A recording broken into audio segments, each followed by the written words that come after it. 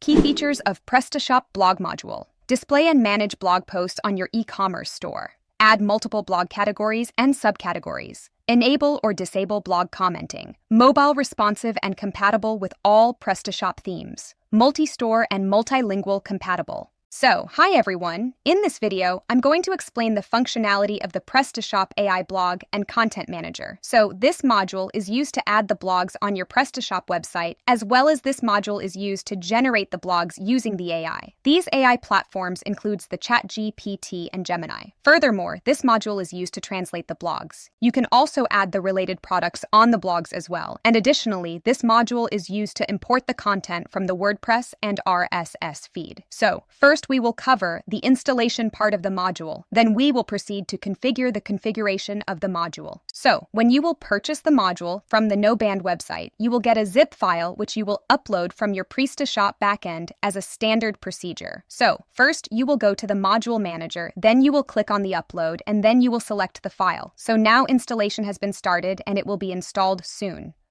So now module has been installed. Now we will move to configure the module. So now you can see the configuration of the module. First, we have the dashboard, then we have the general setting, then we have the post, categories, tags, author. So you can add the post, you can add the categories, you can add the author, and you can also add the tags from your backend.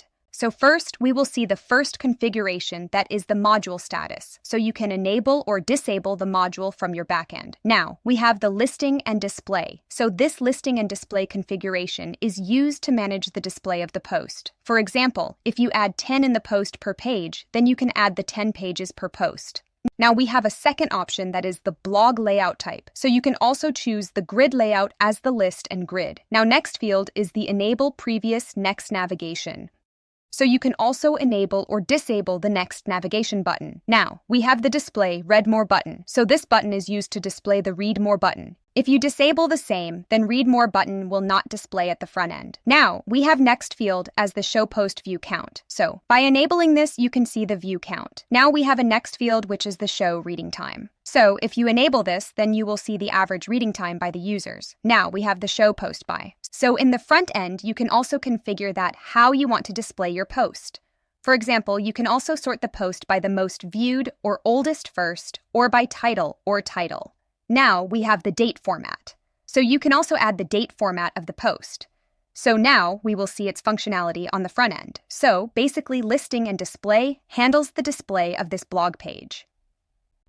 So as you can see the number of views that post is showing. Now you can also see the read more button. So you can also disable the same by changing the configuration of the listing and display page. Now we have the feature toggle. So this feature toggle includes the functionality like enable image zoom post, like emoji reaction, and enabling the author's name and font icons, as well as the social sharing button.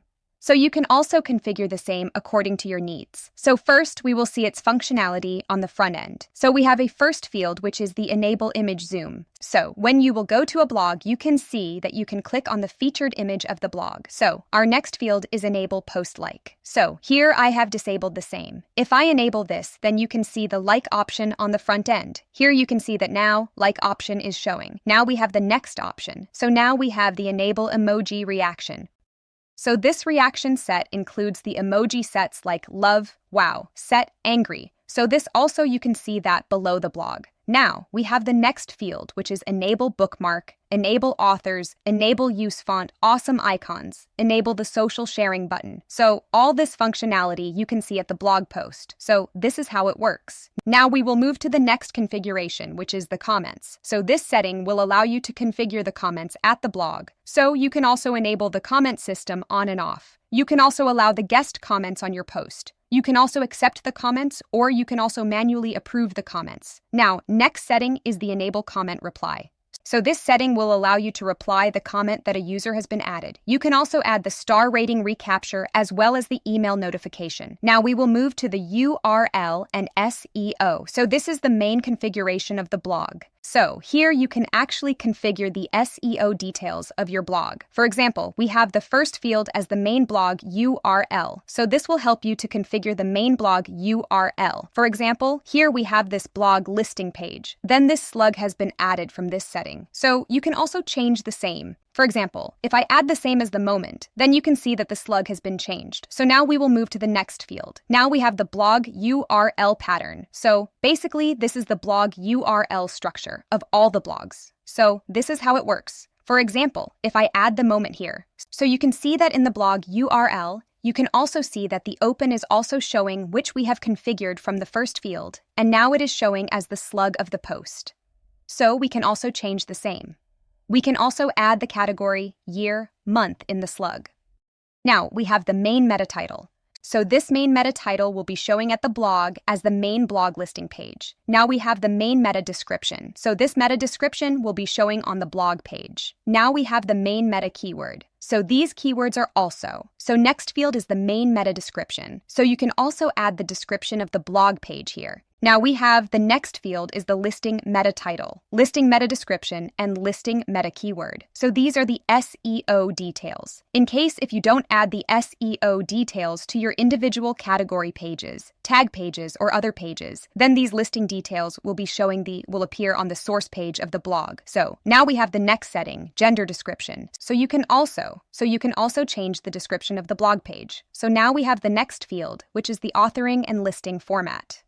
So you can also choose the format in which you want to show the authoring of the blog listing page. Now we have the next option, show category and post. So in the blog listing page, you can also manage to show the category post or category images or category description by configuring the same from the description of the page. So now we have our next field, which is the author image. So you can also add the image from the default author icon. Now we have the next field, which is the image and thumbnail. So basically, this image and thumbnail decides the size of the image. For example, for the detail page, you can choose the size of the blog, large blog, medium blog. For the listing page, you can also choose a similar option.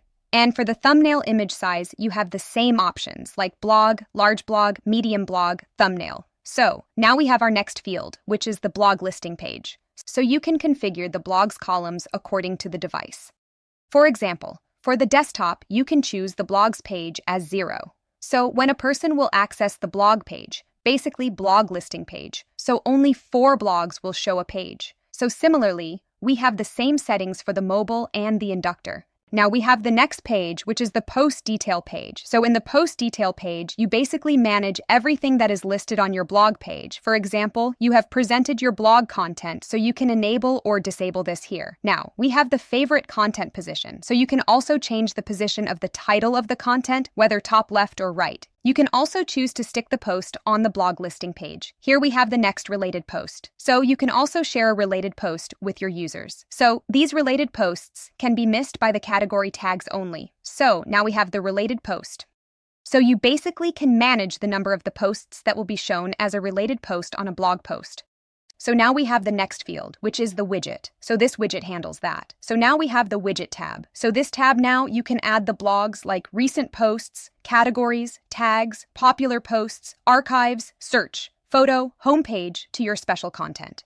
So now we are moving to the next tab, which is the home slider. So basically, you can add the home sliders in the content of the website. So here we have the home slider. So in the home slider, you can enable the autoplay for slides. As well as in the home slider, you can also show the board as well as the navigation. Now we are moving to the next page, which is a banner. So by enabling this, you can see the banners assigned to the left, right, bottom, and top of the blog post page. Now we have the next tab, which is the extra. So basically, this handles the theme of the blog post. So here you can also choose to add the dark mode as well as the light mode. You can also add the layout theme as the maximum, minimum, or the maximum. Now we have the next option, which is the social feed widget. So basically, you can add the social feed widget. Like for the Facebook, you have to add the URL of your Facebook handle. Now we have the newsletter widget. So in the newsletter widget, you have to add the title and the text. Now we have the enable post highlighting. So in the post highlighting, you can allow your customers to read the blog. Now we have the next option, which is the use store theme. So basically, this is your theme. This is your theme font, and have it at the front of your professional website and add it to the blog. Now we have the heading form. So basically, you can choose the heading font and heading. Now we have the custom sources to handle the design of the blog post completion. Now we have the next tab, which is the maintenance. So first, we need one of the maintenance tab. So if you're making that tab manual at the top page, then you will see this. So basically, this tab manual shows all the manuals, including all the tabs, including dashboard, post, credits, text, etc. Now, we have the next one, like the theme database. So you can also choose the theme database by enabling this. Now we are going to the tab manual's open module. So first we have a dashboard. So this dashboard shows you the number of the post, credits, text, etc. So basically you will see the content that has been added in the post. So now we are going to the next tab, which is the post. So this post tab allows you to add the blog from your back end to the front end. So to add a blog, you have to click on the Add menu, then you will see the English theme, including the title, URL, content, etc. So first, for the title, you have to write the title of the post here, then put the URL slide. Once you write the title, it will automatically generate the URL slide. Then you can also add the content of your post. Then you can also choose to add the header here. Then you can add the categories, which are the street categories. Now we have the next one, which is the report category. So basically, you can put the report category of your post. Now we have the next feature, which is the tags. So basically, you can add the tags, and these tags will be created as a sector page on the front end. So now, you can also group this post by a name. Now we have the SEO detail. So this SEO details contains 3 things, including the meta title, meta description, and meta keywords. So you can add the values from these slides. Now we have the next feature, which is the media. So for the featured image, you have to click on the add file, and your featured image will be uploaded here. Now we have the next one, which is the cover image or text. So basically, you can also add the all text with respect to the media or featured page. Now we have the next feature, which is the product. So this product will allow you to add the related products on a blog post. Now we have the publish option. So basically, when you will add all the details of the post, so you can choose to save this post as a draft, or you can directly publish it, as well as you can also schedule it at a future time.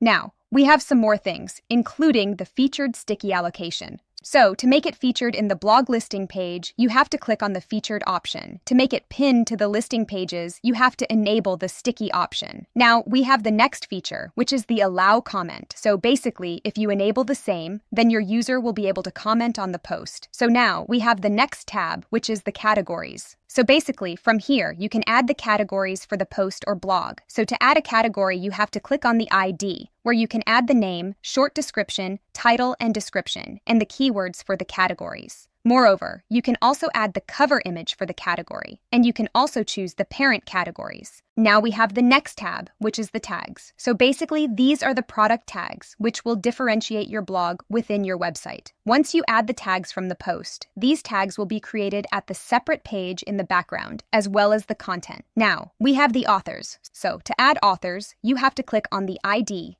and for the author, you have to add the name of the author in the name field. And now we have our next one, which is the bio. So you can also add the bio of your author. Now you can also choose to add the image with respect to the author profile. Here, in the next one, which is the URL, you can also add the Facebook page, or Twitter, or let's say Instagram, LinkedIn. So basically, you can add any social media page in this field. Now we have the next field, which is the meta title. So this meta title will be.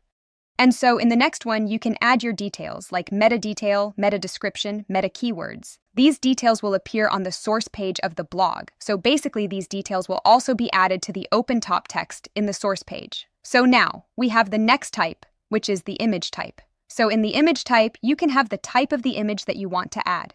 For example, in the previous general setting, we have seen that you can choose the listing image as large, medium, thumbnail type. So you can also add another type of the image. So now we are moving to the next tab, which is the comments. So this comment tab will show all the comments that have been added on the blogs by the users. So now we are moving to the next tab, which is the sliders. So basically, these sliders are the images that will appear on the front end. For example, let's say for the listing page, you can add any slider.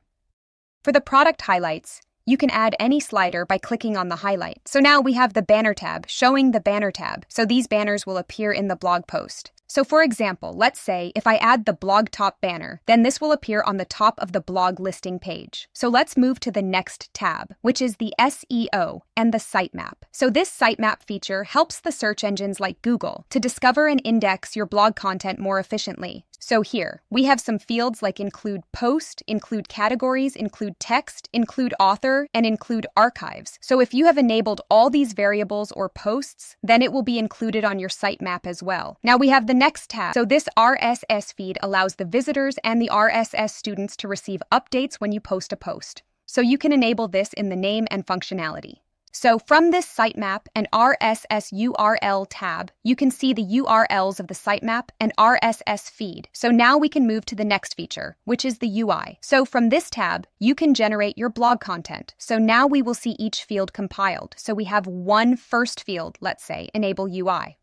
So from this field, you can enable or disable the functionality of the AI. Now we have the next field, which is the AI provider. So in this module, we have provided the AI platforms, including the search engine in general. To enable the functionality of this AI provider, you have to add the API keys of the respected ChatGPT or Gemini. Now, we have the next field, which is a ChatGPT module. So when you will select an AI provider, let's say, for example, if you choose a Google Gemini, then you will see the different modules as the Gemini 2.5 Flash or Flashlight. Now we have the next field, which is the temperature. So basically, temperature handles the creativity of the content. The higher the value, the higher the content will be more creative. Now we have the next field token. So these next tokens are basically the words that AI tool will generate. So now we have the next field, which is the default language. So by choosing the default language, it will generate the content in that language that is added in the default language. Now we are moving to the next tab, which is the AI configuration mode. So this AI configuration mode contains the billing page of the API steps. Now we are moving to the next tab, which is the import. So this import tab allows you to import the content from the WordPress in the RSS feed. So now we can see each tab one by one. So first, we have the WordPress import. So in the WordPress import, you can see that you have the option to export profile. So by adding the export profile, you will migrate all your blog content from the WordPress. So now we move to the next tab, which is the RSS import. So for the RSS import, first you have to enable this one, then you have to add the feed URL. You can also use the frequency as the R for generating the feed.